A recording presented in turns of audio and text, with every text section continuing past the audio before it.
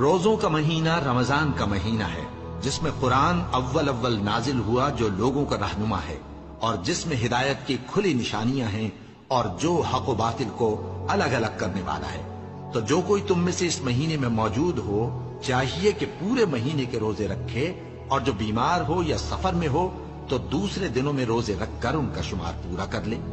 اللہ تمہارے حق میں آسانی چاہتا ہے اور سختی نہیں چاہتا، اور یہ آسانی کا حکم اس لیے دیا گیا ہے کہ تم روزوں کا شمار پورا کر لو، اور اس احسان کے بدلے کہ اللہ نے تم کو ہدایت بخشی ہے تم اس کو بزرگی سے یاد کرو اور اس کا شکر کرو۔ اور اے پیغمبر، جب تم سے میرے بندے میرے بارے میں دریافت کریں تو انہیں معلوم ہو کہ میں تو تمہارے پاس ہی ہوں۔ جب کوئی پکارنے والا مجھے پکارتا ہے تو میں اس کی دعا قبول کرتا ہوں۔ تو ان کو چاہیے کہ میرے حکموں کو مانیں اور مجھ پر ایمان رکھیں تاکہ نیک رستہ